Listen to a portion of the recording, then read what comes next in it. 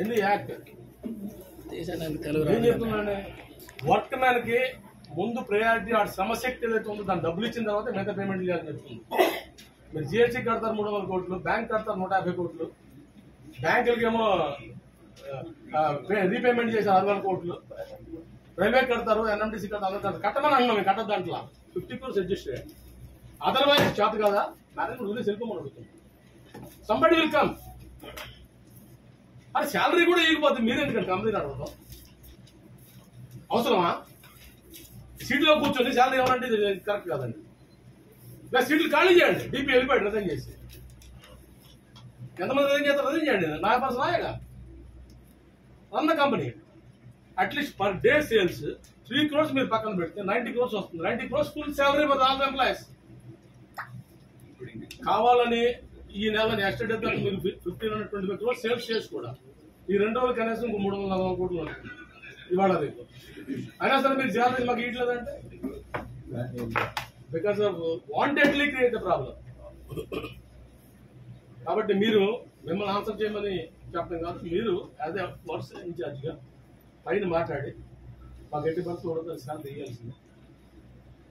ఇవ్వకపోతే next line ఏం చెప్తే ఓపెన్ చెప్పాలి మేనేజ్మెంట్ పబ్లిక్ చేసేది సార్. అంతేగా సార్, చిన్న విషయం ఏంటంటే ఈ రోజు పిఎఫ్ అనే చట్ట ప్రకారం మేనేజ్మెంట్ కట్టాలి, కట్టట్లేదు. రెండవది ఎంప్లాయీస్ కాంట్రిబ్యూషన్ తో ఏర్పడుతున్న థ్రిఫ్ట్ సొసైటీ ఏదైతే ఉందో ప్రతి నెల కూడా కార్మికులు తమ డబ్బులను దాచుకున్న డబ్బుల్ని కూడా మేనేజ్మెంట్ కొల్లగొడుతుంది. ఇప్పటికీ 45 కోట్ల రూపాయలు ఈరోజు మేనేజ్మెంట్ వాడుకున్న అడ్డంగా. కాబట్టి ఇంత చీప్ పాలిటిక్స్ లోకి ఇంత దిగజారిపోయినటువంటి మేనేజ్మెంట్ ఎక్కడ చూడలేదండి. ఎందుకంటే ఎంప్లాయీస్ తాలూకా డబ్బులను వాడుకునే హక్కు ఎవరిచ్చారండి? మరి పోలీసులు పెట్టేసి మేనేజ్మెంట్ ని బొక్కలు తెచ్చాగా ఎందుకు తగ్గట్లేదు? మా డబ్బులు, అది మా డబ్బులు అండి. ఎంప్లాయీ తాలూకా పిఎఫ్ డబ్బులు అనేది ప్యూర్లీ మా డబ్బులు. మన కటింగ్ డబ్బులు కూడా ఎంప్లాయీ మేనేజ్మెంట్ వాడుకునే హక్కు లేదు.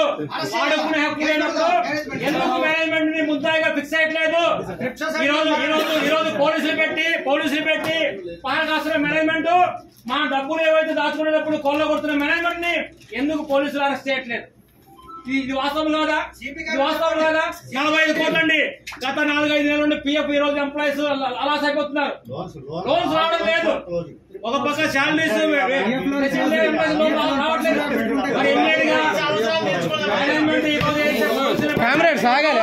అదే యాజమాన్యం పోలీసులు పెట్టి యాజమాన్యాన్ని అరెస్ట్ చేసే కార్యక్రమం చేయాల్సిన అవసరం ఉంది. ఎందుకంటే ఎంప్లాయీస్ డబ్బులు కావట్లేదు. ఇంత దిగజారిపోవాలండి. ఎప్పుడు ప్రపంచంలో ఏ మేనేజ్మెంట్ కూడా ఎంప్లాయీస్ దాచుకుని డబ్బును కొల్లగొట్టలేదు, కానీ ఈ మేనేజ్మెంట్ కొల్లగొట్టింది.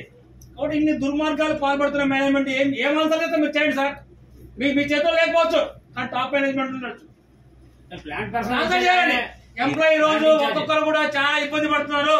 దీన్ని మీరు అడ్రస్ చేయాలి. ప్రాపర్ టైంలో అడ్రస్ చేయకుండా ఏదో ఒక రోజు బరస్ట్ అవుతుంది. చేతుల్లో ఉండదు. దయచేసి మీరు పై దృష్టి తీసుకెళ్లి పైన యాజమాన్యం ఒప్పిస్తారా, కన్విన్స్ చేస్తారా? కానీ ఇలాంటి పద్ధతులు ఫ్యూచర్ లో జరగకూడదు చూడాల్సిన బాధ్యత మీకు. ఎందుకంటే వర్క్ స్కెడ్ కాబట్టి